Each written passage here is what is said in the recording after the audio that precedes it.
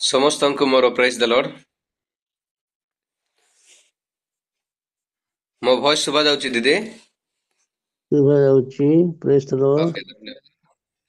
ପ୍ରଭୁଙ୍କ ମଧୁର ନାମର ଧନ୍ୟବାଦ ହଉ। ଆଉ ବହୁତ ଦିନ ପରେ ରିଏଲ ମିନିଷ୍ଟ୍ରି ଅଫ୍ ଗଡ୍ ଏଇ ଚ୍ୟାନେଲରେ ମୋତେ ଏଇ ଜୁମ୍ ମାଧ୍ୟମରେ ପ୍ରଭୁଙ୍କର ଆରାଧନା କରିବାର ସୁଯୋଗ ପାଇଛି, ସେଥିପାଇଁ ଧନ୍ୟବାଦ।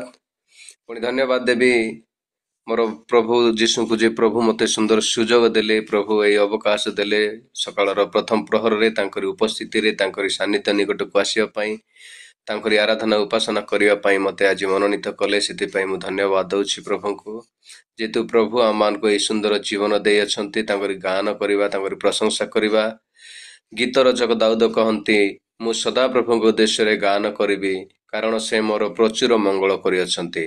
ନିହାତି ଭାବରେ ପ୍ରଭୁ ଆମମାନଙ୍କୁ ଅନେକ ମଙ୍ଗଳ ବିଷୟ ଦେଇଅଛନ୍ତି, ଆମେ କେବେ ମଧ୍ୟ ଭୁଲି ପାରିବୁ ନାହିଁ, ବର୍ଣ୍ଣନା କରିପାରିବୁ ନାହିଁ। ସେଥିପାଇଁ ଆମେ ସେଇ ପରମେଶ୍ୱରଙ୍କର ଧନ୍ୟବାଦ କରିବା, ତାଙ୍କରି ପ୍ରଶଂସା କରିବା। ହାଲେଲୁୟା। ପ୍ରଭୁ ତୁମରି ଗୌରବ କରୁଅଛୁ, ତୁମରି ପ୍ରଶଂସା କରୁଅଛୁ, ରାଜା ତୁମରି ସ୍ତୁତି କରୁଅଛୁ। ହାଲେଲୁୟା। ତୁମେ ଯେ ମଙ୍ଗଳମୟ, ତୁମେ ଯେ କରୁଣାମୟ, ଦୟାର ସାଗର, ପ୍ରଭୁ ତୁମକୁ ଧନ୍ୟବାଦ ଦେଉଛୁ, ତୁମରି ସ୍ତୁତି କରୁଅଛୁ ପ୍ରଭୁ। Hallelujah. Thank you father, thank you Jesus, heavenly father, ଧନ୍ୟବାଦ ଦେଉଛୁ ପିତା। ହାଲେଲୁୟା। आहे प्रभु दयामय, तुमे केड़ी महान।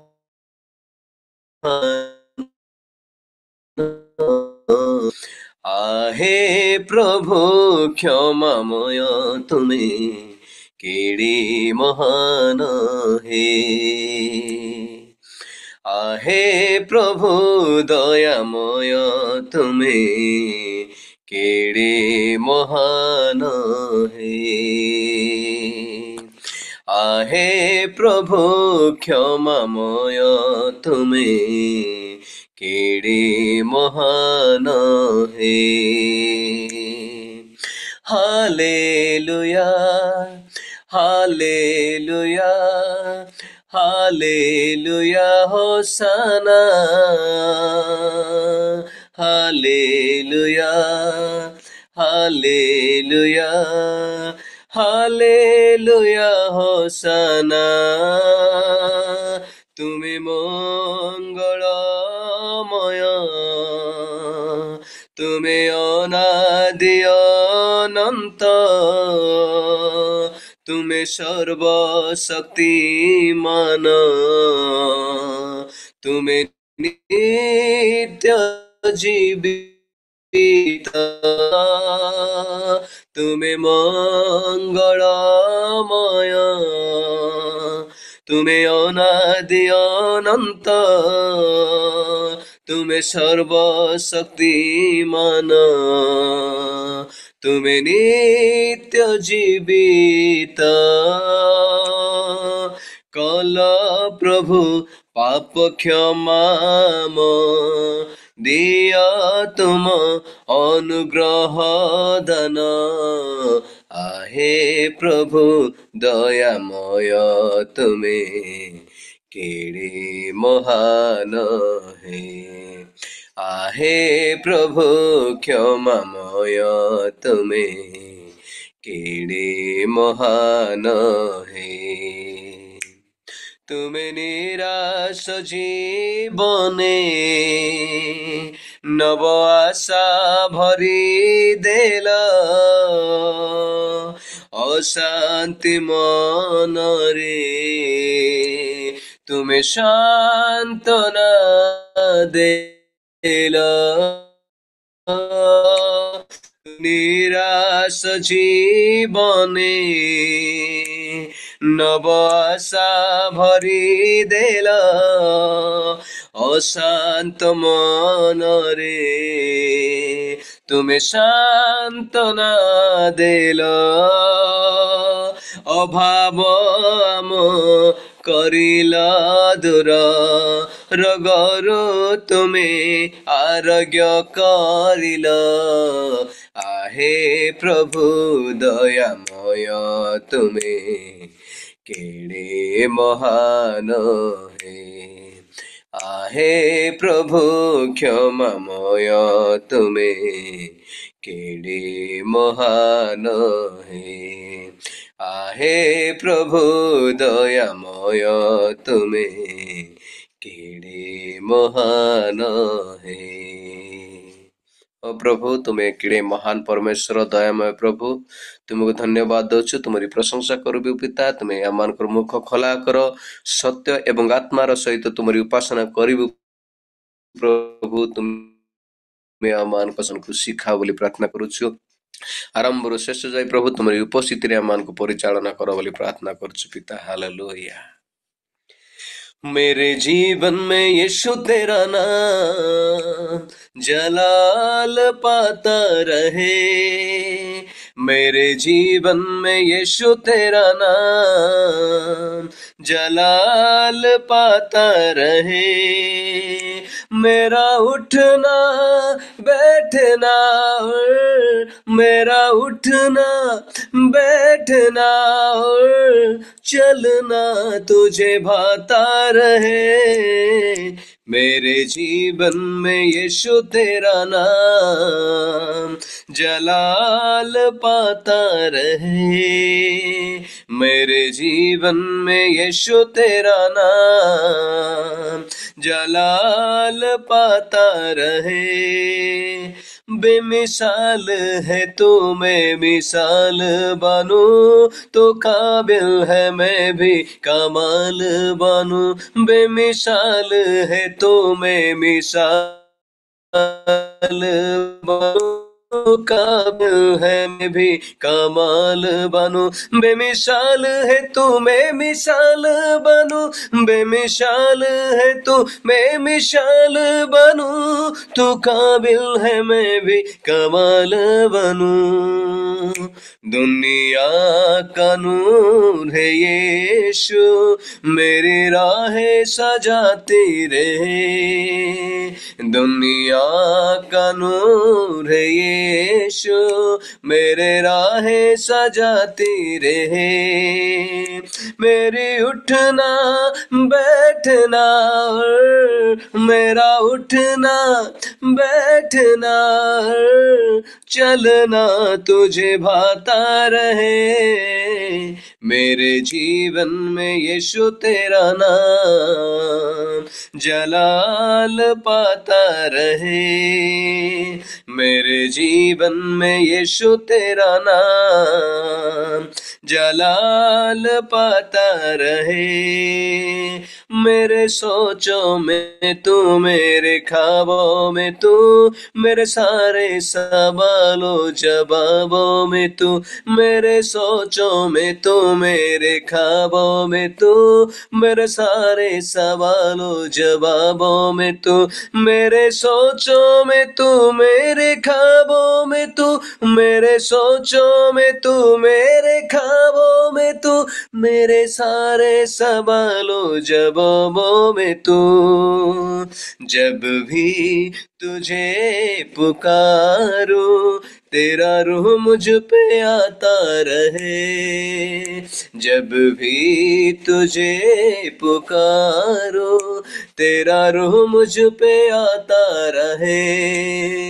मेरा उठना बैठना और मेरा उठना बैठना और चलना तुझे भाता रहे, मेरे जीवन में यीशु तेरा नाम जलाल पाता रहे, मेरे जीवन में यीशु तेरा नाम जलाल पाता रहे।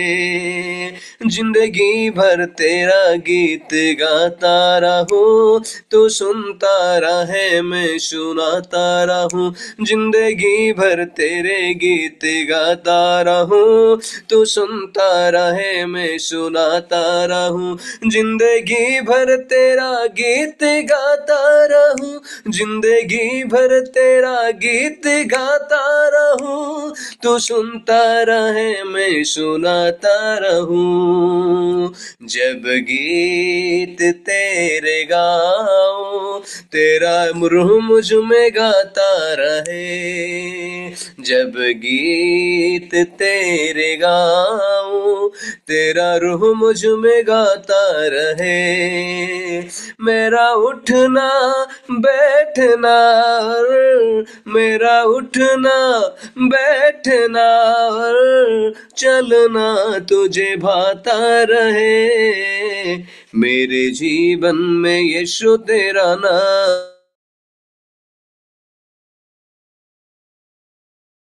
रहे। मेरे जीवन में यीशु तेरा नाम जलाल पाता रहे। Hallelujah, praise the lord. आसंतु आ गोटे गीत एई प्रभुंकर धन्यवाद करिबा, तांकर स्तुति प्रशंसा करिबा। स्तुतिबाद आराधना करिबी, धन्यवाद गौरव करिबी। स्तुतिबाद आराधना करिबी, धन्यवाद गौरव करिबी।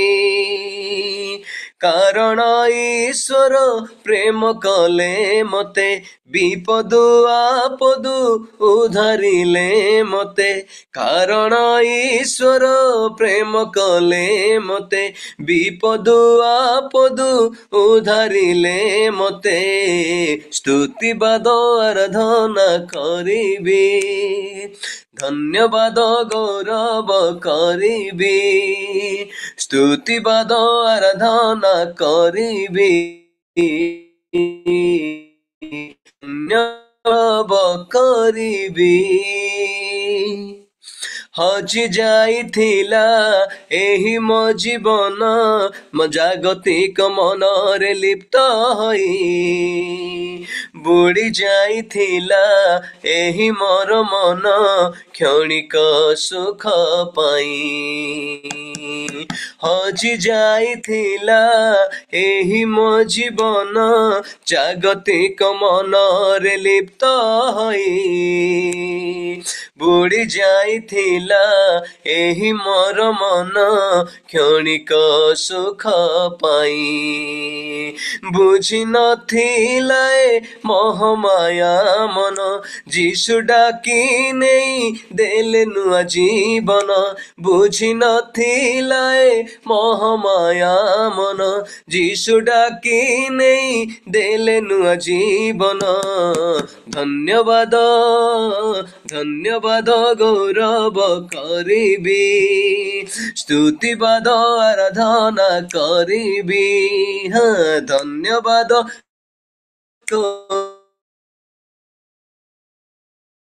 धन्यवाद आराधना करिबी। दूरेई थिला प्रभु भय मन, दिन पर दिन पाप करी। प्रभु देइथिबा एही प्राण मोर, अजथारे नष्ट करुथिली। हो दूरेई थिला प्रभु भय मन, दिन पर दिन पाप करी। प्रभु देइथिबा ए प्राण को मोर, अजथारे नष्ट करुथिली। दया करी प्रभु कढ़ाइले मते, अबाटरू मते नेले सत्य पथे। दया करी प्रभु कढ़ाइले मते, अबाटरू मते नेले सत्य पथे। स्तुतिबाद आराधना करिबी, धन्यवाद गौरव करिबी। स्तुतिबाद आराधना करिबी, धन्यवाद गौरव करिबी। कारण ईश्वर प्रेम कले मते, विपदु आपदु उधारिले मते। कारण ईश्वर प्रेम कले मते, विपदु आपदु उधारिले मते। स्तुतिबाद आराधना करिबी, धन्यवाद गौरव करिबी। स्तुतिबाद आराधना करिबी, धन्यवाद गौरव करिबी। ହାଲେଲୁୟା, ପ୍ରେଜ୍ ଦ ଲର୍ଡ। ଆସନ୍ତୁ ଆଉ ଗୋଟିଏ ଗୀତ ଗାଇ ପ୍ରଭୁଙ୍କର ପ୍ରଶଂସା କରିବା, ତାଙ୍କରି ଧନ୍ୟବାଦ କରିବା। ଜୀବନର ଏହି ଅଙ୍କା ବଙ୍କା ପଥେ ଯୀଶୁଙ୍କୁ ପାଇଛୁ ଆମେ। ଜୀବନର ଏହି ଅଙ୍କା ବଙ୍କା ପଥେ ଯୀଶୁ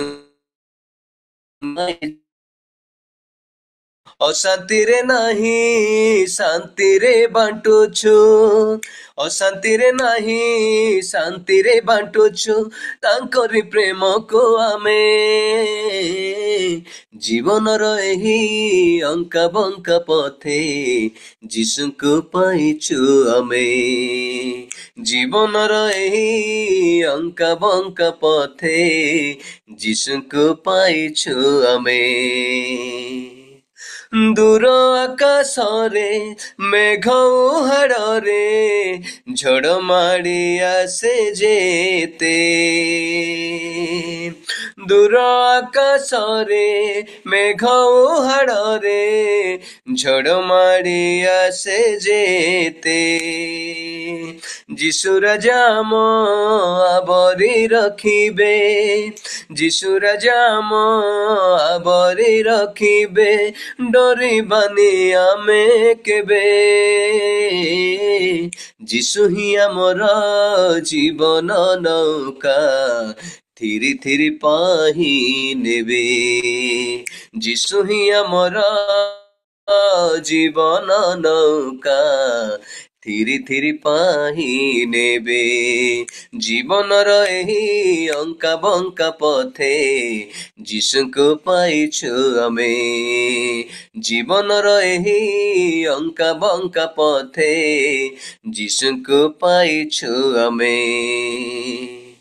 ପୃଥିବୀ ବୁକୁରେ ଚାଲୁ ଚାଲୁ ପରା ବୁଡୁଥିବା ଆମେ କେତେ, ପୃଥିବୀ ବୁକୁରେ ଚାଲୁ ଚାଲୁ ପରା ପଡୁଥିବା ଆମେ କେତେ, ପଡ଼ି ଉଠି ପୁଣି ଆହୁରି ଚାଲିବା, ପଡ଼ି ଉଠି ପୁଣି ଆହୁରି ଚାଲିବା, ସୁଖ ସାଥେ ଦୁଃଖ ବହି।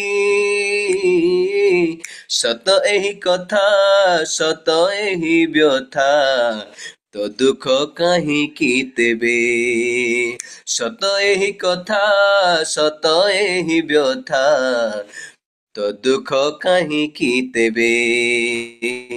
ଜୀବନର ଏହି ଅଙ୍କା ବଙ୍କା ପଥେ ଯୀଶୁଙ୍କୁ ପାଇଛୁ ଆମେ। ଜୀବନର ଏହି ଅଙ୍କା ବଙ୍କା ପଥେ ଯୀଶୁଙ୍କୁ ପାଇଛୁ ଆମେ।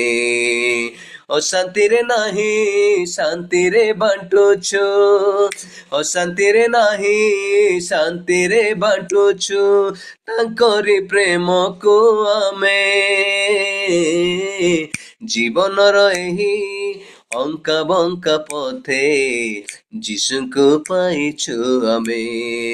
ଓ ଯୀଶୁଙ୍କୁ ପାଇଛୁ ଆମେ, ହଁ ଯୀଶୁଙ୍କୁ ପାଇଛୁ ଆମେ।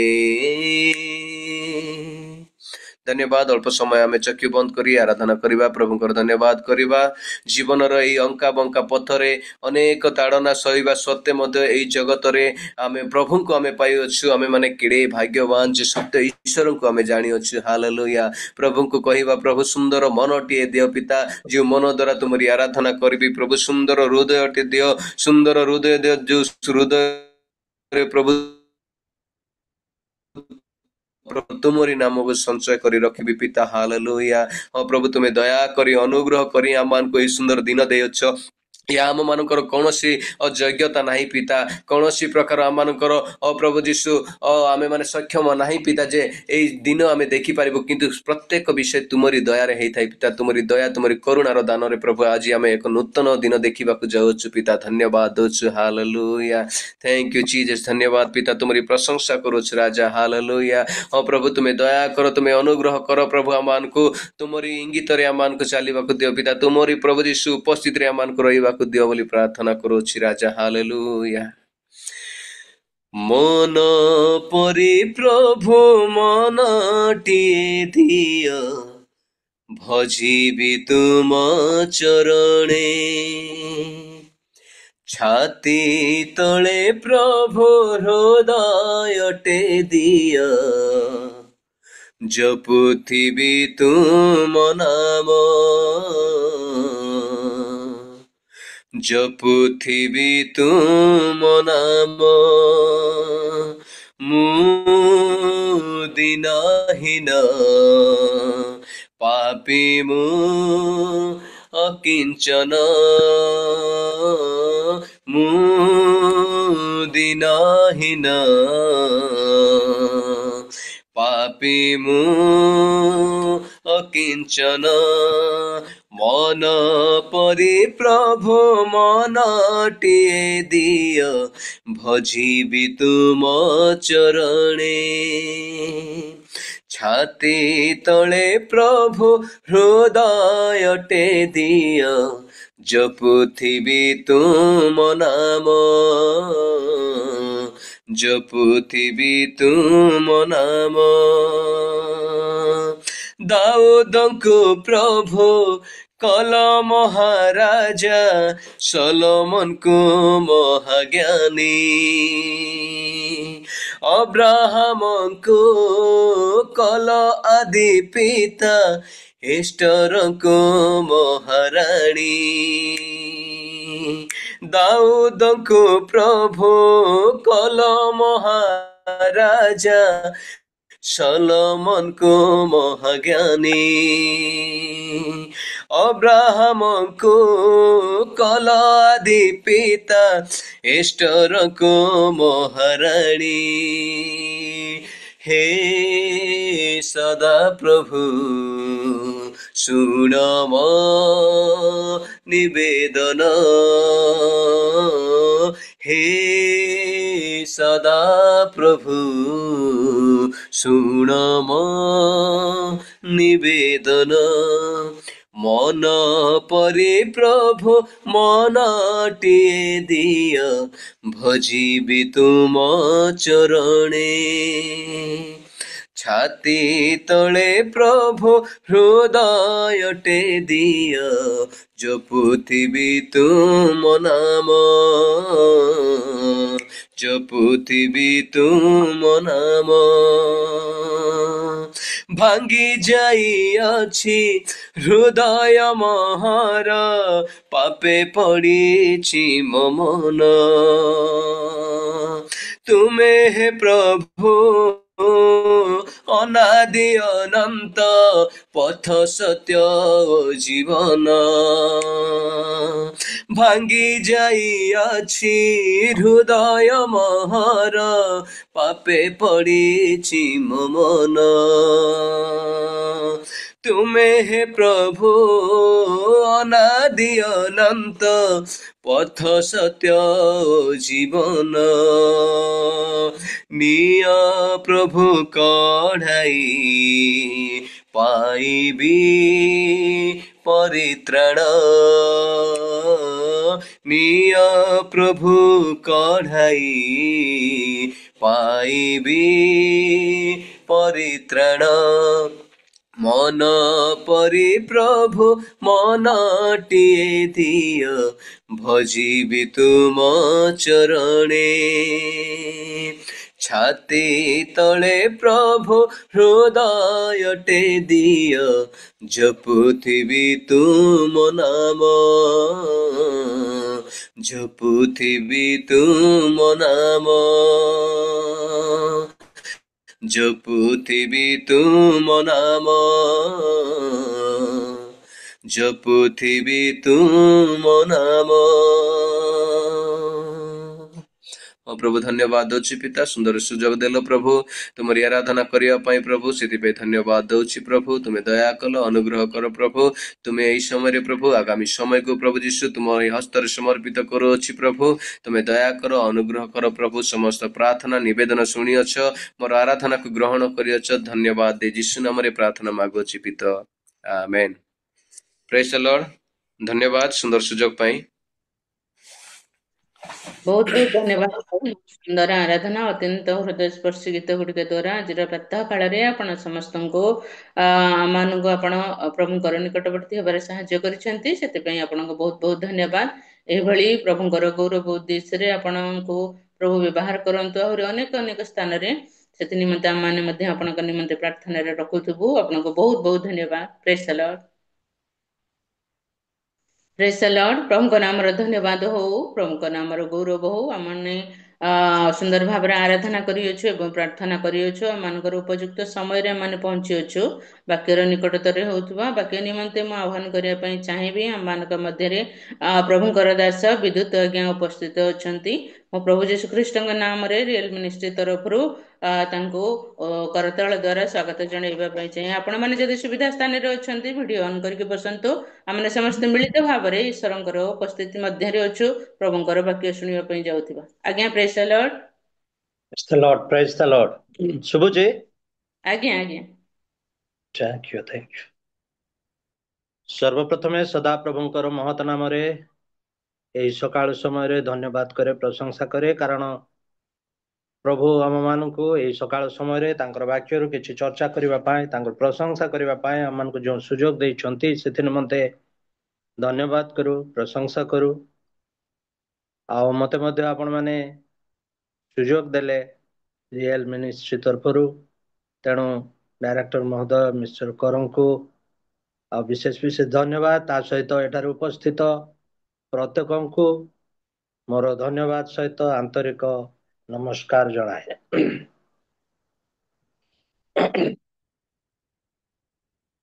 ଏହି ସମୟରେ ଆମେମାନେ ବାକ୍ୟ ମାଧ୍ୟମକୁ ଯିବା। ଯଦିଓ ପ୍ରଭୁ ଆମମାନଙ୍କୁ ଯେଉଁ ସମୟରେ ଯେଉଁ ଅଂଶ ଦିଅନ୍ତି, ବାଇବେଲ ତ ବହୁତ ପୂର୍ବର ବିଷୟ। ଏଠାରେ ବାରମ୍ବାର ବାରମ୍ବାର ଆମେ ସେଇ ଅଂଶ ଗୁଡ଼ିକୁ ଅଧ୍ୟୟନ କରି ଆସୁଛୁ, ତଥାପି ଆମଠାରୁ ତାହା ଆମେ ତାକୁ କଣ କରିଦଉଛୁ ନା ପାଶୋରି ଯାଉଛୁ। ତେଣୁ ପ୍ରଭୁ ବାରମ୍ବାର ଏଇ ସମସ୍ତ ବିଷୟ ଆମମାନଙ୍କୁ ସ୍ମରଣରେ ଆଣିବା ପାଇଁ ଆଉ ବିଭିନ୍ନ ଲୋକଙ୍କ ମାଧ୍ୟମରେ ଆମମାନଙ୍କୁ ସେ ଜଣାନ୍ତି। ତେଣୁ ଆସୁ ଆମେ ବାକ୍ୟ ମାଧ୍ୟମକୁ ଯିବା। ଆଉ ଆମେ ପଢିବା ଗୀତ ସଂହିତା 1:1-2। ମୁଁ ପଢୁଛି, ଆପଣ ମାନେ ଧ୍ୟାନର ସହିତ ଶୁଣନ୍ତୁ।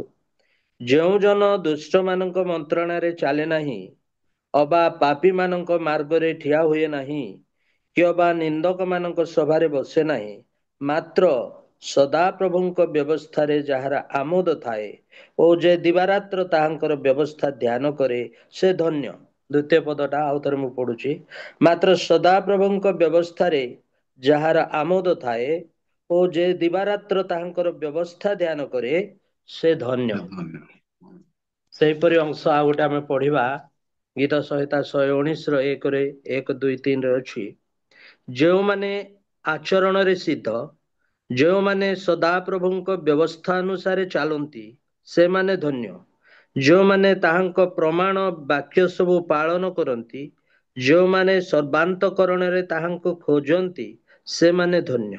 ସେମାନେ କୌଣସି ଅଧର୍ମ କରନ୍ତି ନାହିଁ, ସେମାନେ ତାହାଙ୍କ ପଥରେ ଗମନ କରନ୍ତି।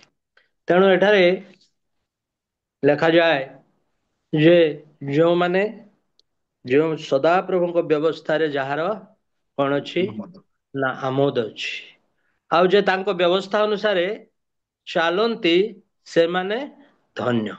ଆଉ 119ର ସେ 3 ପଦରେ ଲେଖାଯାଏ, ସେମାନେ କୌଣସି ଅଧର୍ମ କରନ୍ତି ନାହିଁ।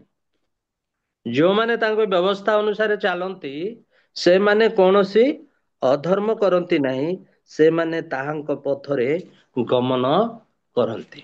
ସେମାନେ ତାହାଙ୍କ ପଥରେ ଗମନ କରନ୍ତି। ଏଇ ବ୍ୟବସ୍ଥା ବିଷୟରେ ଆମେ ଯେତେବେଳେ ଦେଖୁଛୁ ଯେ ଆଉ ବ୍ୟବସ୍ଥା କୋଉ ସମୟରେ ଦିଆଯାଇଥିଲା ଆମେ ସମସ୍ତେ ଜାଣୁ। ଯେ ଇସ୍ରାଏଲ ଗୋଷ୍ଠୀ ଯେତେବେଳେ ଆସୁଛନ୍ତି, ସେ ସମୟରେ ଏହା ସଦାପ୍ରଭୁ ନିଜେ ମୂଷାଙ୍କୁ ଏହା ସେ ଦେଇଥିଲେ। ଆଉ ସେଇ ବ୍ୟବସ୍ଥା ବିଷୟରେ ଟିକେ ଆମେ ପଢିବା ଯେ କି ପ୍ରକାର ଭାବେ ଦେଇଥିଲେ କଣ ନା। ଆମେ ଯଦି ଯିବା ଦ୍ୱିତୀୟ ବିବରଣ, ଦ୍ୱିତୀୟ ବିବରଣ 31ର 26 ପଦ ପ୍ରଥମେ ପଢିବା, ତାପରେ ତା ପୂର୍ବ ପଦ ଗୁଡାକ କିଛି ପଢି ଆମେ ମାନେ ଆଗକୁ ଟିକେ ଯିବା। ତୁମେମାନେ ଏହି ବ୍ୟବସ୍ଥା ପୁସ୍ତକ ନେଇ ସଦାପ୍ରଭୁ ତୁମମାନଙ୍କୁ ପରମେଶ୍ୱରଙ୍କ ନିୟମ ସିନ୍ଧୁକ ପାଖରେ ରଖ। ତାହା ସେହି ସ୍ଥାନରେ ତୁମ ପ୍ରତିକୂଳରେ ସାକ୍ଷୀ ସ୍ୱରୂପ ହୋଇ ରହିବ। ଏଇ ଯୋଉ ବ୍ୟବସ୍ଥା, ଆଉ ସେଇ ପର୍ବରେ ଆମେ ଯେତେବେଳେ ପଢୁଛୁ ଦ୍ୱିତୀୟ ବିବରଣୀରେ ଆମେ ଦେଖୁଛୁ 19 ପଦରେ ଆମେ ଯଦି ଦେଖୁ ସେହି 31 ପର୍ବର, ଏଣୁ ଏବେ ତୁମେମାନେ ଆପଣମାନଙ୍କ ପାଇଁ ଏହି ଗୀତ ଲେଖ ଓ ତୁମ୍ଭେ ଇସ୍ରାଏଲ ସନ୍ତାନ ଗଣକୁ ତାହା ଶିଖାଅ।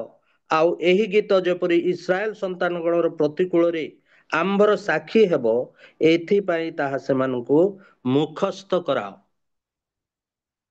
କାହାକୁ କହୁଛନ୍ତି ନା ମୂଷାଙ୍କୁ କହୁଛନ୍ତି ଈଶ୍ୱର, ଯେ ତାଙ୍କୁ ଗୋଟେ ଗୀତ ଶିଖାଅ, ତାଙ୍କୁ ମୁଖସ୍ଥ କରାଅ। କାହିଁକି? ସେହି ଗୀତ ଆଉ ସାକ୍ଷୀ ହବ, ତାଙ୍କ ଆଉ ଆମ ମଧ୍ୟରେ କଣ ହବ ନା ସାକ୍ଷୀ ହବ। ତେଣୁ ମୂଷା ସେ ଗୀତ ସେ ଲେଖିକି ସେମାନଙ୍କୁ ଶିଖଉଛନ୍ତି। ତାପରେ ଯେତେବେଳେ ଆମେ 20 ପଦ ପଢୁଛୁ, କାରଣ ଆମ୍ଭେ ଯେଉଁ ଦେଶ ବିଷୟରେ ସେମାନଙ୍କ ପୂର୍ବପୁରୁଷ ଗଣ ନିକଟରେ ଶପଥ କରିଅଛୁ, ସେହି ଦୁଗ୍ଧମଧୁ ଦେଶକୁ ସେମାନଙ୍କୁ ନେଇ ଗଲା ବେଳେ ଯେତେବେଳେ ସେମାନେ ଭୋଜନ କରି ତୃପ୍ତ ଓ ହୃଷ୍ଟପୃଷ୍ଟ ହେବେ, ସେତେବେଳେ ସେମାନେ ଅନ୍ୟ ଦେବତା ମାନଙ୍କ ପ୍ରତି ଫେରି ସେମାନଙ୍କ ସେବା କରିବେ ଓ ଆମ୍ଭକୁ ଅଗ୍ରାହ୍ୟ କରି ଆମ୍ଭ ନିୟମ ଲଙ୍ଘନ କରିବେ। ତେଣୁ ସେ ବ୍ୟବସ୍ଥା ଦେଲେ।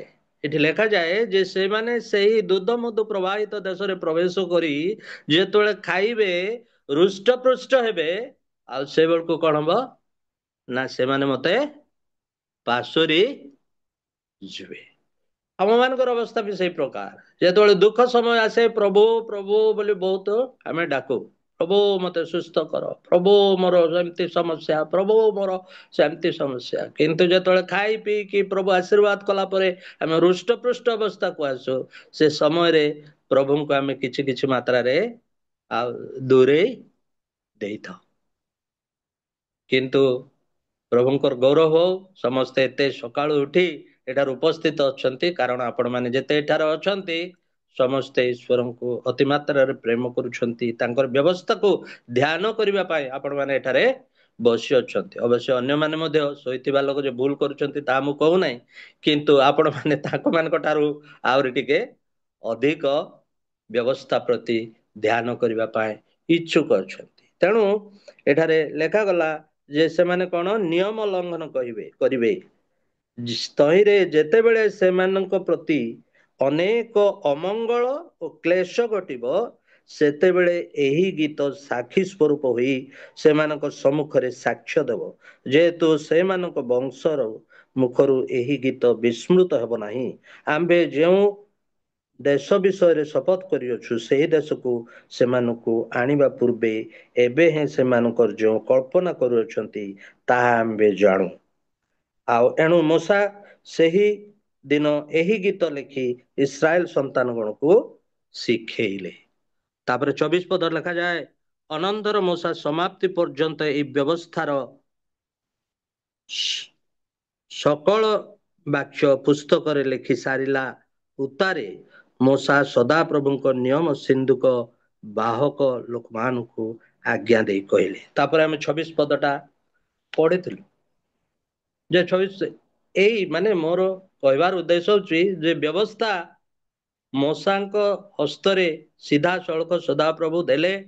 ମୂଷା ଲେଖିଛନ୍ତି, ସେହି ଇସ୍ରାଏଲ ଗୋଷ୍ଠୀ ଲୋକମାନଙ୍କୁ କଣ କରିଛନ୍ତି ନା ଶିଖେଇଛନ୍ତି, ତାଙ୍କୁ ଶିଖେଇଛନ୍ତି, ଗୀତ ଶିଖେଇଛନ୍ତି। ପ୍ରଭୁ କହୁଛନ୍ତି ସେମାନଙ୍କୁ ଶିଖାଅ ସେଟା, ସେମାନେ ଘୋଷନ୍ତୁ। ଘୋଷିବାର ଅର୍ଥ କଣ ନା ବାରମ୍ବାର ବାରମ୍ବାର ପଢିବା, ମନରେ ରଖିବା। ତେଣୁ ଆଜି ଆମ ମାନଙ୍କୁ ଯେଉଁ ବ୍ୟବସ୍ଥା ଦିଆଯାଇଛି, ଏହାକୁ ଆମେ କଣ କରିବା ଉଚିତ ଅଛି ନା ଆମେ ବାରମ୍ବାର ବାରମ୍ବାର ଅଧ୍ୟୟନ କରିବାର ନିତାନ୍ତ ଆବଶ୍ୟକ ରହିଛି। ମୂଷାଙ୍କ ସମୟରେ ଯେଉଁ ବ୍ୟବସ୍ଥା ଥିଲା, ସେଇ ବ୍ୟବସ୍ଥା ବର୍ତ୍ତମାନ ଆମ ସମୟରେ ମଧ୍ୟ ଦେଇ ଆଉ ତାର ଆଉ ଅଧିକ ଆମେ ଦେଖିବାକୁ ଯିବା, ଆଉ ଅନେକ ବିଷୟ ଆମ ମାନଙ୍କୁ କରିବା ପାଇଁ କୁହାଯାଇଅଛି ବାକ୍ୟ ମାଧ୍ୟମରେ। ତେଣୁ ସେ ଜାଣନ୍ତି ମୂଷା ଯେ ଲୋକମାନେ କଣ ନା ଶକ୍ତଗ୍ରୀବ, ଆଉ ସେ ସେଥିପାଇଁ 27 ପଦରେ କହନ୍ତି ଯେ ଯେହେତୁ ମୁଁ ତୁମର ବିଦ୍ରୋହୀତା ଓ ଶକ୍ତଗ୍ରୀବତା ଜାଣେ, ଦେଖ ଆଜି ମୁଁ ତୁମମାନଙ୍କ ମଧ୍ୟରେ ବଞ୍ଚି ଥାଉ ଥାଉ ତ ତୁମେ ମାନେ ସଦାପ୍ରଭୁଙ୍କର ବିଦ୍ରୋହୀ ହେଉଅଛ, ପୁଣି ମୋ ମରଣ ଉତ୍ତାରେ ଆଉ କେତେ ଅଧିକ ନହବ। ତୁମେ ମାନେ ଆପଣା ଆପଣା ବଂଶର ପ୍ରାଚୀନ ବର୍ଗଙ୍କୁ ଓ ଅଧ୍ୟକ୍ଷ ମାନଙ୍କୁ ମୋ ନିକଟରେ ଏକତ୍ର କର। ମୁଁ ସେମାନଙ୍କ କର୍ଣ୍ଣଗୋଚରରେ ଏଇ ସବୁ କଥା କହି ସେମାନଙ୍କ ପ୍ରତିକୂଳରେ ସ୍ୱର୍ଗ ଓ ମର୍ତ୍ତ୍ୟକୁ ସାକ୍ଷୀ କରିବି। ଯେହେତୁ ମୋ ମରଣ ଉତ୍ତାରେ ତୁମେମାନେ ନିତାନ୍ତ ଭ୍ରଷ୍ଟ ହୋଇ ମୋର ଆଜ୍ଞା ପଥରୁ ବିମୁଖ ହବ, ଏହା ମୁଁ ଜାଣେ। ତୁମେମାନେ ଆପଣମାନଙ୍କ ଅତ୍ୟନ୍ତ କର୍ମ ଦ୍ୱାରା ସଦାପ୍ରଭୁଙ୍କୁ ବିରକ୍ତ କରିବା ତାଙ୍କ ସାକ୍ଷାତରେ ଉତ୍ସର୍ଗ କରିବ। ମଣିଷ ତାକୁ ଶେଷ କାଳରେ ତୁମମାନଙ୍କ ପ୍ରତି ଅମଙ୍ଗଳ ଘଟିବ।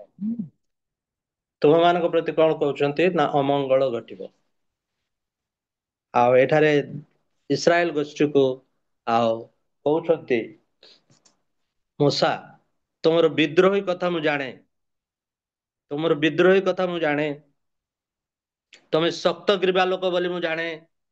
ମୁଁ ବଞ୍ଚି ଥାଉ ଥାଉ ତ ତୁମେ ଯୋଉ ପ୍ରକାର କରୁଛ, ମୁଁ ମରିଗଲା ପରେ ଆଉ ତୁମେ କଣ ନ କରିବ। ତେଣୁ 29 ପଦରେ ସେ ଲେଖନ୍ତି ଯେ ଆଉ ଏ ବ୍ୟବସ୍ଥାକୁ ତୁମେ କଣ ହବ ନା ପାର୍ଶ୍ୱରେ ଯିବ, ଆଉ ତୁମେ କଣ କରିବ ନା ଏଥିପାଇଁ ତାହାଙ୍କ ସାକ୍ଷାତରେ ଦୁଷ୍କର୍ମ କରିବ। ତହିଁ ସକାଶୁ ଶେଷ କାଳରେ ତୁମମାନଙ୍କ ପ୍ରତି ଅମଙ୍ଗଳ ଘଟିବ। ଆଉ ଏହି ଅମଙ୍ଗଳ ଘଟିବାଟା ବ୍ୟବସ୍ଥା ବିରୁଦ୍ଧରେ ଯୋଉମାନେ କାର୍ଯ୍ୟ କଲେ, ସେହି ଇସ୍ରାଏଲ ଗୋଷ୍ଠୀ ମାନଙ୍କ ପ୍ରତି ଏହି ଅମଙ୍ଗଳ ଘଟିବ ବୋଲି କୁହାଯାଏ। ତେଣୁ ଅମଙ୍ଗଳର ବିଷୟ, ଏଇ ଯୋଉ ବ୍ୟବସ୍ଥା କିପରି ଦେଲେ ଏବଂ କଣ କହିଲେ, ଏଇଟା ତ ଅନେକ ବିଷୟ ଅଛି, କିନ୍ତୁ ଆମେ କିଛି ଅଂଶ ଆମେ ଅଧ୍ୟୟନ କଲୁ ଯେ ମୂଷାଙ୍କୁ ସଦାପ୍ରଭୁ ଏହି ବ୍ୟବସ୍ଥା ଦେଇଛନ୍ତି। ଆମେ ଏତିକି ଆମେ ଜାଣୁଛୁ, ଏଇଟା ଆମେ ସବୁବେଳେ ପଢୁଛୁ ବୁଝୁଛୁ। କିନ୍ତୁ ଗୀତ ସଂହିତାରେ ସେଥିପାଇଁ ଲେଖାଯାଏ ଏହି ଯୋଉ ବ୍ୟବସ୍ଥା ଅଛି, ଏହି ବ୍ୟବସ୍ଥାରେ ଯାହାର ଆମୋଦ ଅଛି ଏବଂ ଯେଉଁ ଲୋକ ଦିବାରାତ୍ର ଧ୍ୟାନ କରେ ସେ ଲୋକ ଧନ୍ୟ। ଆଉ ସେ ଲୋକ କଣ କରିବ? 119 ପର୍ବରେ ଲେଖାଯାଏ ଗୀତରେ ଯେ ସେ ଲୋକ ଅଧର୍ମ କରିବ ନାହିଁ ଏବଂ এই ବ୍ୟବସ୍ଥା ଅନୁସାରେ ସେ କଣ କରିବ ନା ଗମନ କରିବ। ଏଇଟା ଦାଉଦ କହିଛନ୍ତି ସେ ସମୟ। ତେଣୁ ଆମେ ଏଥିରେ ଦେଖିଲୁ ଯେ ବ୍ୟବସ୍ଥାର ଇମ୍ପୋର୍ଟାନ୍ସ କଣ, ବ୍ୟବସ୍ଥାର ପ୍ରାଧାନ୍ୟ କଣ, ବ୍ୟବସ୍ଥା କାହିଁକି ଦିଆଯାଇଥିଲା, ଏବେ ବ୍ୟବସ୍ଥା ଲଙ୍ଘନ କଲେ, ବ୍ୟବସ୍ଥା ବିରୁଦ୍ଧରେ ଗଲେ ଲୋକମାନଙ୍କ ପ୍ରତି କଣ ଘଟିବ ନା ବିପଦ ଘଟିବ। ତେଣୁ ଆଜି ମଧ୍ୟ ଆମମାନଙ୍କୁ ଏହି ବାକ୍ୟ ଶିକ୍ଷା ଦିଏ ଯେ ଏହି ବ୍ୟବସ୍ଥା ବିରୁଦ୍ଧରେ ଯଦି ଆମେ ଯାଉ ବା এই ବ୍ୟବସ୍ଥା ଅନୁସାରେ ନ ଚାଲୁ, ତାର ଅର୍ଥ ନୁହେଁ ଯେ ମୂଷାଙ୍କ ବ୍ୟବସ୍ଥା କଥା ହିଁ ମୁଁ କହୁଛି ଏଠି, କିନ୍ତୁ ଏହି ସମ୍ପୂର୍ଣ୍ଣ ବ୍ୟବସ୍ଥା ଆମ ମାନଙ୍କର ହସ୍ତରେ ଦିଆଯାଇଅଛି। ଏହି ବ୍ୟବସ୍ଥା ଆମ ମାନଙ୍କର ସଂଶୋଧନ ନିମନ୍ତେ, ଆମ ମାନଙ୍କୁ ଅନୁଯୋଗ କରିବା ନିମନ୍ତେ, ଆମ ମାନଙ୍କୁ ଶିକ୍ଷା ଦେବା ନିମନ୍ତେ ଏବଂ ଆମେ ଅନ୍ୟ ପଥରେ ଯବା ସମୟରେ ଆମକୁ ଠିକ ପଥରେ ନେବା ନିମନ୍ତେ ଏହା ଦିଆଯାଇଅଛି। ତେଣୁ ଏହି ବ୍ୟବସ୍ଥାକୁ ଉତ୍ତମ ଭାବରେ ଧ୍ୟାନ କରିବା ଏବଂ ବ୍ୟବସ୍ଥାରେ ଯାହା ଅଛି ସେହି ଅନୁସାରେ ଚାଲିବା ହଉଛି ଆମ ମାନଙ୍କର କାର୍ଯ୍ୟ। ଆମ ମାନଙ୍କର କାର୍ଯ୍ୟ ସେଟା। ପରିତ୍ରାଣ ସାଧନ କରିବା ଆମର କାର୍ଯ୍ୟ ନୁହେଁ। ପରିତ୍ରାଣ ହେଉଛି ଈଶ୍ୱରଙ୍କର ଅଧିକାର, ସେ ଯାହାକୁ ଇଚ୍ଛା ତାହାକୁ ଦିଅନ୍ତି ଏବଂ ସେ ଯୋଉମାନଙ୍କୁ ମନୋନୀତ କରିଛନ୍ତି, ତେଣୁକରି ସେ କହନ୍ତି ବାକ୍ୟ ମାନଙ୍କରେ ଯେ ଆମ୍ବର ଲୋକମାନେ, ଆମ୍ବର ଲୋକମାନେ, ଆଉ ଆମ୍ବର ଲୋକମାନେ ଆଉ କୁ ପଥରେ ଚାଲି ଯାଉଅଛନ୍ତି। ଆଉ ସେଥିପାଇଁ ଏଠି ସ୍ପଷ୍ଟ ଭାବରେ ଲେଖାଯାଏ ତାଙ୍କୁ ଏମିତି କରି ଗୀତ ଶିଖାଅ, ସେ ବ୍ୟବସ୍ଥାକୁ ସେମାନେ ଘୋଷିବେ ଆଉ ସେଇଟା ସାକ୍ଷୀ ହବ। ତମକୁ ଆମେ ଏମିତି ଶିଖେଇଥିଲୁ, ଆମେ ଏମିତି କରେଇଥିଲୁ, ତଥାପି ତୁମେ କଣ କରିଛ ନା ଭୁଲ ବାଟରେ ଯାଉଛ। ତେଣୁ ଏହି ସମୟରେ ଆମେ ଗୋଟେ କିଛି ଅଂଶ ଦେଖିବା। ଆଉ ଆଜ୍ଞା ଏଇ ବ୍ୟବସ୍ଥା ଆଉ ହଜି ଯାଇଛି। କଣ ହେଇଛି? ହଜି ଯାଇଛି, ବ୍ୟବସ୍ଥା ହଜି ଯାଇଛି। କୋଉଠି ହଜି ଯାଇଛି? ଈଶ୍ୱରଙ୍କର ମନ୍ଦିରରେ ଈଶ୍ୱରଙ୍କର ବ୍ୟବସ୍ଥା ହଜି ଯାଇଛି। ଈଶ୍ୱରଙ୍କର ମନ୍ଦିରରେ ଈଶ୍ୱରଙ୍କର ବ୍ୟବସ୍ଥା ହଜି ଯାଇଛି। ଆଉ ସେଟା ଖୋଜି ପାଉଛନ୍ତି। ଆଉ ସେଇ ଅଂଶଟି ଆମେ ଟିକେ ପଢିଲେ ଆଉ ଟିକେ ଆମ ମାନଙ୍କୁ ଭଲ ଲାଗିବ।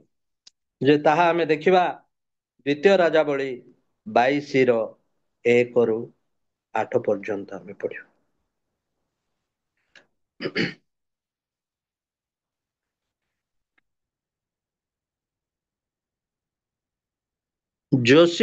ପ୍ରଥମେ ଆମେ 1-2 ପଢିବା। ଯୋଶିୟ ରାଜ୍ୟ କରିବାକୁ ଆରମ୍ଭ କରିବା ସମୟରେ 8 ବର୍ଷ ବୟସ୍କ ଥିଲେ। ଆଉ ସେ ଜେରୁସାଲମରେ 31 ବର୍ଷ ରାଜ୍ୟ କଲେ। ତାଙ୍କର ମାତାଙ୍କର ନାମ ଜିଦିଦା। ସେ ବସ୍କତୀୟ ଆଦାଇଙ୍କର କନ୍ୟା ଥିଲା। ପୁଣି ଯୋଶିୟ ସଦାପ୍ରଭୁଙ୍କ ଦୃଷ୍ଟିରେ ଯଥାର୍ଥ କର୍ମ କଲେ ଓ ଆପଣା ପୂର୍ବ ପୁରୁଷ ଦାଉଦଙ୍କର ସମସ୍ତ ପଥରେ ଚାଲିଲେ। ପୁଣି ଦକ୍ଷିଣରେ କି ବାମରେ ଫେରିଲେ ନାହିଁ। ଏଠି ଆମେ ଦେଖୁଛୁ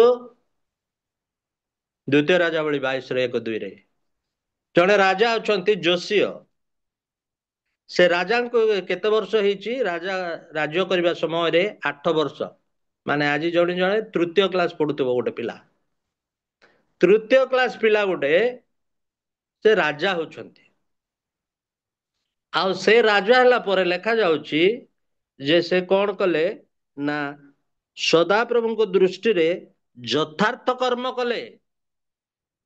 ଦେଖନ୍ତୁ ଜଣେ ରାଜା ଯୋଶିୟ ସେ ସଦାପ୍ରଭୁଙ୍କ ଦୃଷ୍ଟିରେ କଣ କରୁଛନ୍ତି ନା ଯଥାର୍ଥ କାର୍ଯ୍ୟ ସେ କରୁଛନ୍ତି। ଯଥାର୍ଥ କାର୍ଯ୍ୟ କରୁଛନ୍ତି। ଆଉ ଆପଣା ପୂର୍ବ ପୁରୁଷ ଦାଉଦଙ୍କର ସମସ୍ତ ପଥରେ ଚାଲିଲେ। ପୁଣି ଦକ୍ଷିଣରେ କି ବାମରେ ଫେରିଲେ ନାହିଁ। ସେ ଦକ୍ଷିଣରେ କି ବାମରେ ସେ ଫେରିଲେ ନାହିଁ। ସେ ଯଥାର୍ଥ କାର୍ଯ୍ୟ କଲେ। କିଏ? ଯୋଶିୟ। 8 ବର୍ଷ ବୟସରେ ସେ ଜଣେ ରାଜା, ଯୁଦାର ରାଜା। ଆଉ ସେ ବାମରେ କି ଡାହାଣକୁ ଫେରିଲେ ନାହିଁ। ତାଙ୍କ ପୂର୍ବ ପୁରୁଷ ଦାଉଦଙ୍କର ପଥରେ ସେ ଚାଲିଲେ ବୋଲି ଲେଖା ହେଇଛି। ଆଉ ଦାଉଦ ଆଉ ବ୍ୟବସ୍ଥାକୁ ଏତେ ଇମ୍ପୋର୍ଟାନ୍ସ ଦଉଥିଲେ। ତେଣୁ ଏକ ପର୍ବରେ ହିଁ ଏକ ଗୀତରେ ହିଁ ଲେଖନ୍ତି ଯେ ବ୍ୟବସ୍ଥାରେ ଯାହାର ଧ୍ୟାନ ଥାଏ ବା ଯେ ଆମୋଦ କରେ ଆଉ ଯେ ବ୍ୟବସ୍ଥାକୁ କଣ ଦିବାରାତ୍ର ଧ୍ୟାନ କରେ ସେ ଲୋକ ଧନ୍ୟ। ବ୍ୟବସ୍ଥା ବିଷୟରେ ସେ କହନ୍ତି। ତେଣୁ ଏହି 8 ବର୍ଷର ପିଲା, ଏହି 8 ବର୍ଷର ଜଣେ ଲୋକ ସେ ରାଜା ହେଇଛନ୍ତି। ଏବଂ ସେ ବାମକୁ କି ଡାହାଣକୁ ଯାଉନାହାନ୍ତି, ସିଧା ଦାଉଦଙ୍କର ପଥରେ ଚାଲନ୍ତି। କିନ୍ତୁ ବଡ ଦୁଃଖର ବିଷୟ, ତାଙ୍କ ବାପାଙ୍କର ନାମ ହଉଛି 21 ପର୍ବରେ ଆମେ ଦେଖିବା ତାଙ୍କ ବାପାଙ୍କର ନାମ ହଉଛି ଆମୋନ। ତାଙ୍କ ବାପା ହଉଛନ୍ତି ଆମୋନ। ଆମୋନ ରାଜ୍ୟ କରିବାକୁ ଆରମ୍ଭ କରିବା ସମୟରେ 22 ବର୍ଷ ବୟସ୍କ ଥିଲେ ଓ ସେ ଜେରୁସାଲମରେ 2 ବର୍ଷ ରାଜ୍ୟ କଲେ। ତାଙ୍କର ମାତାଙ୍କ ନାମ ଆମେ ପଢିବା ନାହିଁ, ଆଗକୁ ଯିବା। ପୁଣି ଆମୋନ ଆପଣା ପିତା ମନସିଂଙ୍କ ତୁଲ୍ୟ ସଦାପ୍ରଭୁଙ୍କ ଦୃଷ୍ଟିରେ କୁକର୍ମ କଲେ। ଏଠି ଆମେ ଦେଖୁଛୁ ଆମୋନଙ୍କ ବିଷୟରେ ଯେତେବେଳେ ଲେଖା ଯାଉଛି ଆମୋନଙ୍କର ପିତା ବୋଲି ଲେଖା ହଉଛି। ଆମୋନର ପିତା। ଆମୋନର ପିତା କିଏ? ନା ମନସି। ତେଣୁ ଆମୋନ କୁକର୍ମ କଲେ, ତେଣୁ ତାଙ୍କୁ ଗୋଟେ ଦୁଷ୍ଟ ରାଜା ବୋଲି କୁହାଯିବ। ଏବଂ ତାଙ୍କର ପିତା ମନସି ମଧ୍ୟ ସେ ପ୍ରକାର କଲେ। ତାଙ୍କ ପଥରେ ସେ ଚାଲିଲେ ବୋଲି ଲେଖାଯାଇଛି। କିନ୍ତୁ ଯେତେବେଳେ ଯୋଶୀଙ୍କ ବିଷୟରେ ଲେଖା ହଉଛି ଆମୋନର ପଥରେ ଗଲେ ନାହିଁ ବୋଲି ଲେଖା ହଉନି। ତାଙ୍କ ପାଇଁ ଆମେ ସେ ଶବ୍ଦଟା କଣ ଦେଖୁଛୁ ନା ସେ ଦାଉଦଙ୍କର ସମସ୍ତ ପଥରେ ଚାଲିଲେ। ସେଠି ଆମୋନ ଆଉ ମନସିକୁ ସାଇଡ କରାଯାଉଛି। କାରଣ ସେମାନେ ଦୁଷ୍ଟ ରାଜା। ତାଙ୍କ ବାପା ଏବଂ ତାଙ୍କର ଜେଜେ ବାପା ମନସି, ଏମାନେ କଣ କରିଛନ୍ତି ନା ଦୁଷ୍କର୍ମ କରିଛନ୍ତି। ସଦାପ୍ରଭୁଙ୍କ ଦୃଷ୍ଟିରେ ଏମାନେ ଦୁଷ୍କର୍ମ କରିଛନ୍ତି। ବ୍ୟବସ୍ଥା ଅନୁସାରେ ଏମାନେ ଚାଲି ପାରିନାହାନ୍ତି। ତାଙ୍କ ନାମରେ ମଧ୍ୟ ଲେଖାଯାଇଥାନ୍ତା, ଯଦି ସେମାନେ ଚାଲିଥାନ୍ତେ ଦାଉଦଙ୍କର ପଥରେ ଚାଲିଲେ ଏବଂ ସଦାପ୍ରଭୁଙ୍କର ପଥରେ ଚାଲିଲେ ବୋଲି ଲେଖାଯାଇଥାନ୍ତା। କିନ୍ତୁ ଆମନ ବେଳକୁ ଲେଖୁଛନ୍ତି ଆମନଙ୍କର ପିତା ମନସ୍ସୀ, କିନ୍ତୁ ଯୋଶୀଙ୍କ ସମୟରେ ଲେଖାଯାଉଛି ଦାଉଦଙ୍କର ପଥରେ ସେ ଚାଲିଲେ। ଆମନ ବିଷୟରେ ସେଠି କିଛି ଲେଖାଯାଉନାହିଁ। କାରଣ ଈଶ୍ୱର ଆଉ ଯୋଉମାନେ କୁପଥରେ ଯାଆନ୍ତି ତାଙ୍କୁ ଗୋଟେ ରାସ୍ତା ଏବଂ ଯୋଉମାନେ ଠିକ ପଥରେ ଯାଆନ୍ତି ତାଙ୍କୁ ଗୋଟେ ରାସ୍ତା ସେ ଦେଖେଇଥାନ୍ତି। ତେଣୁ ଏଠାରେ ଆମେ ଦେଖୁଛୁ ଯେ ଆମନ କଣ କଲେ ନା ଆପଣା ପିତା ମନସ୍ସୀଙ୍କ ତୁଲ୍ୟ ସଦାପ୍ରଭୁଙ୍କ ଦୃଷ୍ଟିରେ କୁକର୍ମ କଲେ। ଆଉ ଆହୁରି ସେ ସଦାପ୍ରଭୁ ତାଙ୍କର ପିତୃପୁରୁଷ ଗଣ ପରମେଶ୍ୱରଙ୍କୁ ତ୍ୟାଗ କଲେ ଓ ସଦାପ୍ରଭୁଙ୍କ ପଥରେ ଚାଲିଲେ ନାହିଁ। ସଦାପ୍ରଭୁଙ୍କ ପଥରେ ଚାଲିଲେ ନାହିଁ ବୋଲି ଲେଖାଯାଏ। ଆମନ ଏବଂ ମନସ୍ସୀ ବିଷୟରେ ଯେତେବେଳେ ଲେଖାଯାଏ ସେମାନେ ସଦାପ୍ରଭୁଙ୍କର ପଥରେ ଚାଲିଲେ ନାହିଁ, ବ୍ୟବସ୍ଥାକୁ ସେମାନେ ମାନିଲେ ନାହିଁ ଏବଂ ତାଙ୍କର ଲୋକମାନଙ୍କୁ ସେମାନେ କୁପଥରେ କଢେଇ ନେଲେ। ଈଶ୍ୱରଙ୍କର ମନ୍ଦିରରେ ସେମାନେ କଣ ରଖିଲେ ନା ଆସେରାର ମୂର୍ତ୍ତି, ସୂର୍ଯ୍ୟ ଚନ୍ଦ୍ର ବାଲର ମୂର୍ତ୍ତି ରଖି ତାଙ୍କେ ସେବା କଲେ। ଆଉ ସେ ସମୟରେ ବ୍ୟବସ୍ଥା କଣ ହେଇଯାଇଛି? ହଜି ଯାଇଛି। ହଜି ଯାଇଛି ର ଅର୍ଥ, ଆଉ ଆମେ ଯେତେବେଳେ 22 ପର୍ବର ତଳକୁ ତଳକୁ ଆମେ ପଢିକରି ଯିବା ସେ ସମୟରେ ଆଉ ଆମେ ଜାଣିପାରୁଛୁ ଯେ ତାଙ୍କର ବ୍ୟବସ୍ଥା, ଈଶ୍ୱରଙ୍କର ବ୍ୟବସ୍ଥା ଏହି ଦୁଇ ରାଜା ସମୟରେ କଣ ହଜି ଯାଇଛି। କିନ୍ତୁ ଖୋଜି ପାଇଲେ, ହଜି ଯାଇଥିବା ଜିନିଷକୁ ଖୋଜି ପାଇଲେ କିଏ? 8 ବର୍ଷର ଜଣେ ରାଜା, ଯୋଉ ପିଲାଟା ତାକୁ ଆମେ କହିବା ନା 3 ପଡୁଛି କହିଲେ। ଆଉ ସେ ସମୟରେ ସେ ଦାଉଦଙ୍କର ପଥରେ ଚାଲିଲେ ଏବଂ ମନ୍ଦିର ଭଗ୍ନ ଅବସ୍ଥାରେ ଅଛି। ଆଉ ସେ ମନ୍ଦିରକୁ ରିପେୟାର କରିବା ପାଇଁ ସେ ଚାହୁଁଛନ୍ତି। ତେଣୁକରି ସେ କଣ କଲେ ନା ସାଫନ ଲେଖକଙ୍କୁ ସଦାପ୍ରଭୁଙ୍କ ଗୃହକୁ ପଠାଇ କହିଲେ ସଦାପ୍ରଭୁଙ୍କ ଗୃହକୁ ଆନି ତ ଯେତେ ସବୁ ରହିଛି ଟଙ୍କା ପଇସା ଯାହା କିଛି ସବୁ ରହିଛି, ଆଉ ସେ ସବୁ କଣ ତୁମେ ଗାନ୍ଥକ ମାନଙ୍କୁ ରାଜମିସ୍ତ୍ରୀ ମାନଙ୍କୁ ତୁମେ ଦିଅ।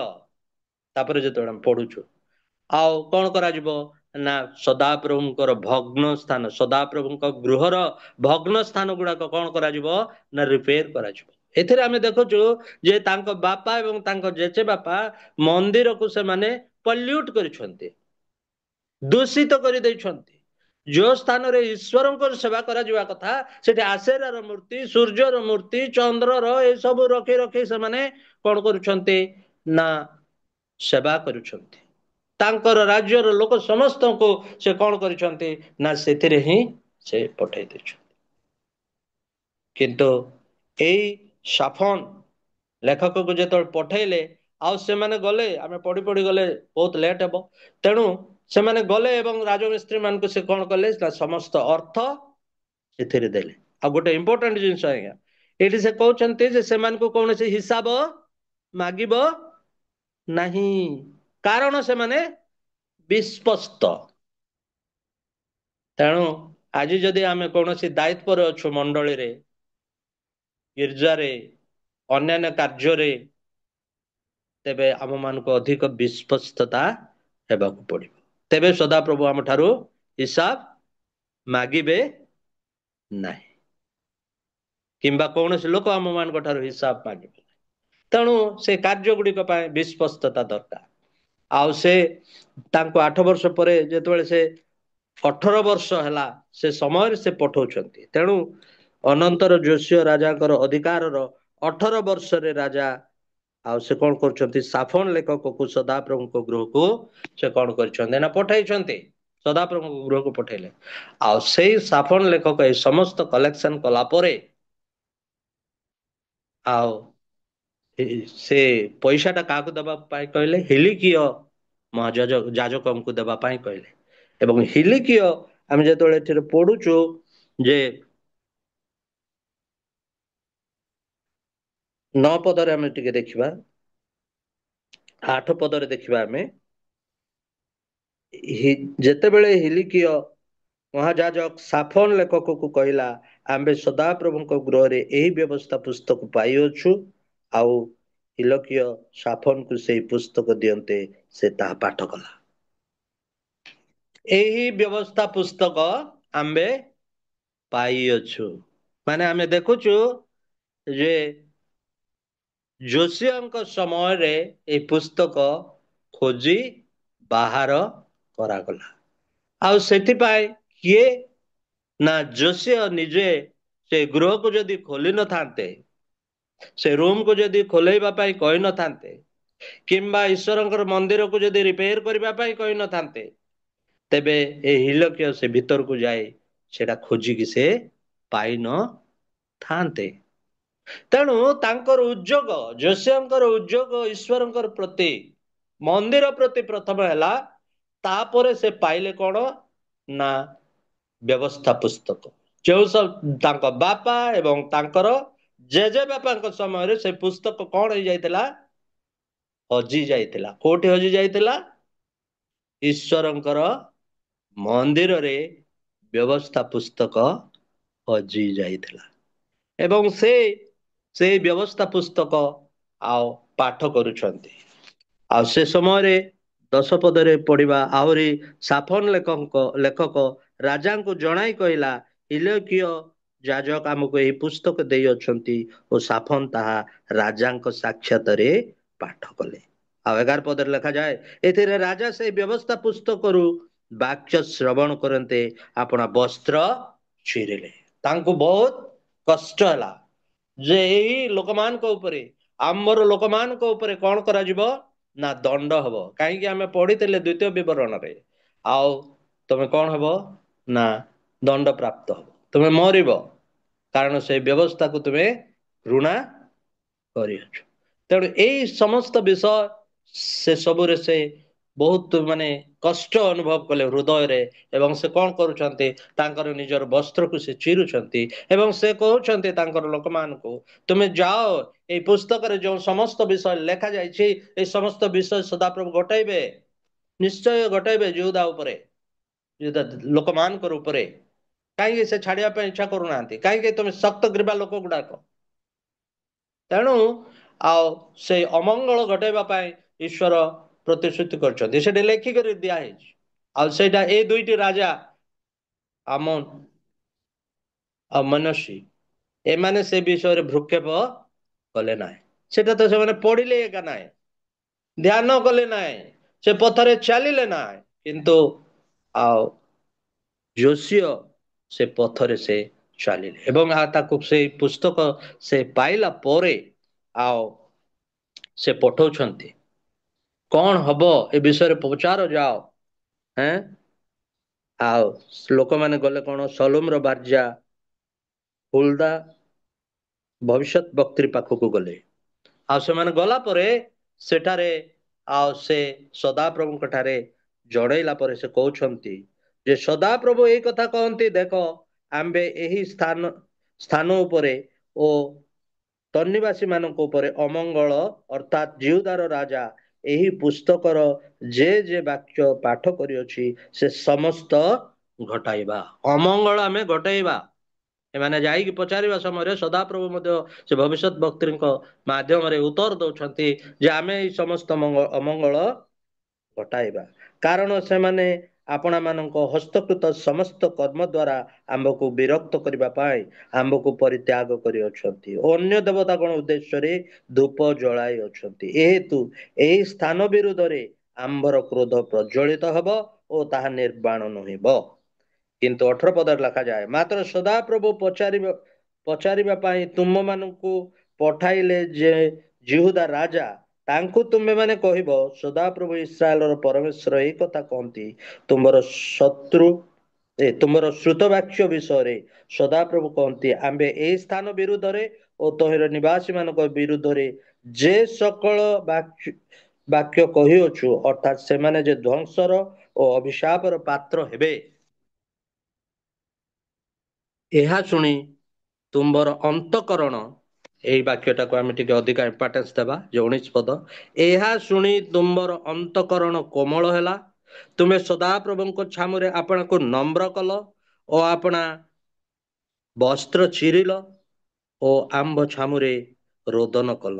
ଏ ତ ଆମ୍ଭେ ମଧ୍ୟ ତୁମ କଥା ଶୁଣିଲୁ, ଏଥିପାଇଁ ଦେଖ ଆମ୍ଭେ ତୁମକୁ ତୁମ ପିତୃ ଲୋକଙ୍କ ନିକଟରେ ସଂଗ୍ରହ କରିବା, ତୁମେ ଶାନ୍ତିରେ ଆପଣା କବରରେ ସଂଗୃହୀତ ହବ, ପୁଣି ଆମ୍ଭେ ସ୍ଥାନ ଉପରେ ସେ ସବୁ ଅମଙ୍ଗଳ ଆଣିବା, ତାହା ତୁମ ଚକ୍ଷୁ ଦେଖିବ ନାହିଁ।